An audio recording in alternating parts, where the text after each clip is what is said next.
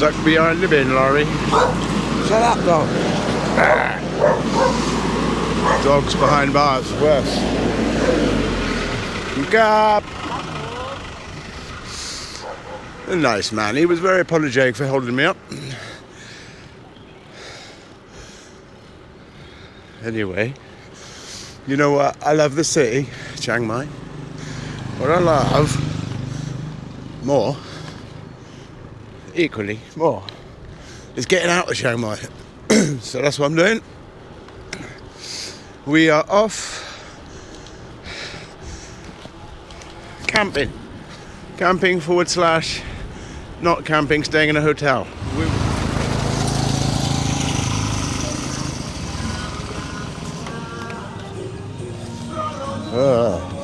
Pick up full of charcoal.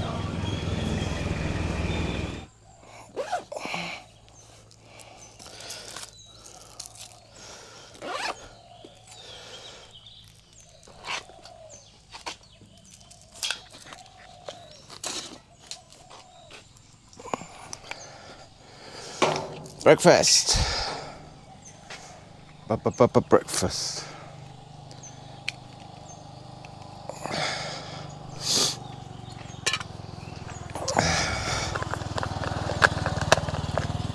Not bad. No, I got a good deal this morning on the old breakfast. I'm going to need something out of here though, I reckon. Ta-da! A miniature bottle. Later on, I will fill that up with noodles, I reckon. 25 baht, 5 baht, 5 baht. It's good living. This is good living for cheap. I love it. And look where I am. You go, camera. Rice paddy fields. Gotta love the nice rice paddy fields at the minute. And when I was over there, looking this way, I could see the temple up there. Was a big white Buddha. I can't see him here now. But it was reflected in the rice paddies and it just looked glorious. And I just passed the 25k mark this morning, so I thought that's breakfast time. It's a quarter of my 100 today. Going really slow this morning. Really slow. But it's been good. I'm meandering, sauntering. Go out the city. Pollution gave way to that lovely smell of charcoal, things cooking on the little small lanes. It's busy in the village, but it's a hubbub busy. As you come out of the city, there's this, you cross the ring roads and the highways, and there's like 150 mopeds waiting to go with 1 million pickup trucks behind them at the traffic lights, and you just go, and then it gives way to these kind of lanes, you know, smaller, and villages, and the charcoal smoke, and the schools, the high schools, the brass bands in the high schools, little kids doing the nursery rhymes, the big banyan trees on the corners was bound up with the Buddhist orange. Little shops. I stopped in a hardware shop. I had a great exchange with the lady there. I needed some Allen keys. Well, I needed one Allen key. I lost my 4mm and I didn't want to be without it, so I had to go and buy a whole big bunch. And I left the big ones behind for her to give to someone else. Is this interesting stuff, camera? It's fascinating me. Anyway, it doesn't really matter if it is or it isn't. I'm enjoying the process of just like using you, camera, as my journal.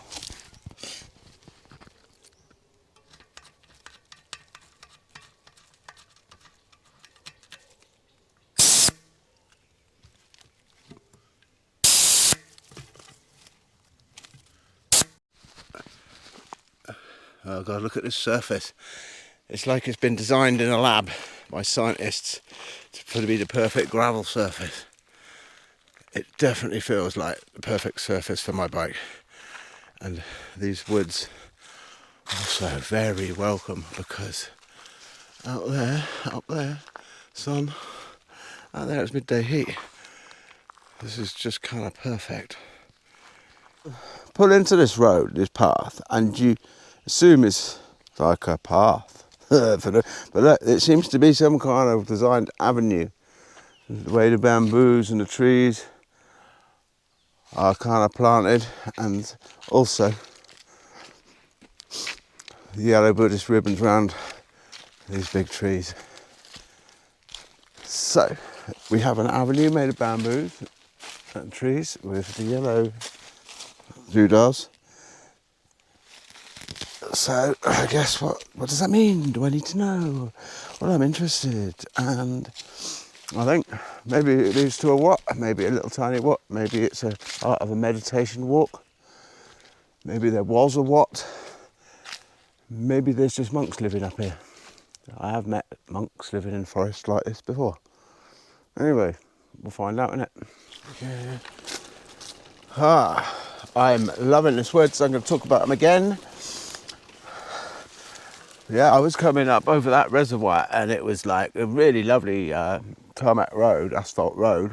It got steep and steep and steep, and it was like 10 o'clock, and I thought it wasn't going to get hot today, and it was getting hot on the climbs. And then anyway, I was kind of a bit worried about how the day was going to go, and then like up the top after the climbs took me into this forest that I've already talked about, but it's been shady, it's been lovely, it's been perfect, and wildlife, butterflies everywhere, all over the place.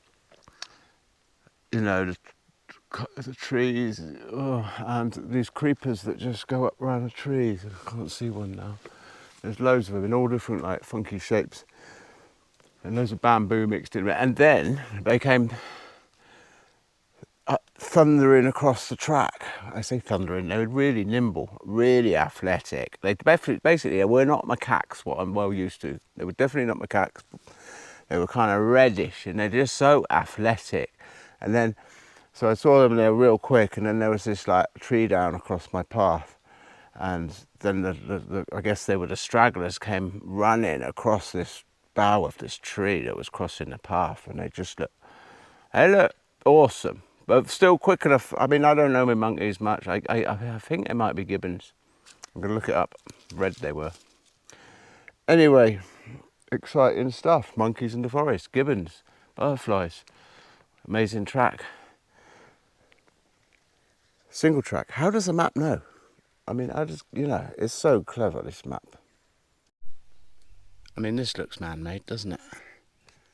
You know? Or is it just grown like that because this has been trodden for a long time? I mean, it's obviously been used by who, I don't know. There doesn't seem to be anything in here. It's just all wild forest. I did spot evidence of something like buffalo back there. What else? Big boulders lying around. But look, I just had to come through that. I mean, it's proper undergrowth. Literally fighting your way through with your bike. And then you come out into this kind of like avenue that looks like it's been made for me. Here we go as well. That's burning season is a coming. That's a warning about it. I think that means keep out of the forest between the 1st of January and the 15th of, April? Maybe March, I don't know. Google Translate it. As usual, I bet that doesn't look as good on you camera, GoPro camera. Maybe I'll take a picture with my phone.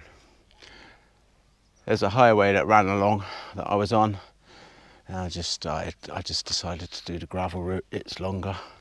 I have a gravel bike.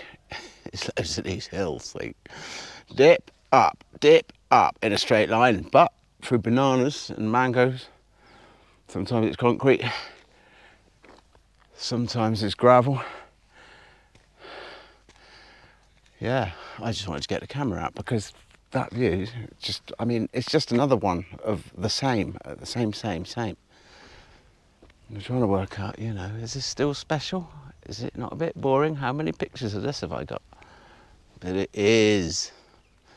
This moment will pass, just like the bad moments do. Hello, cow. Interesting.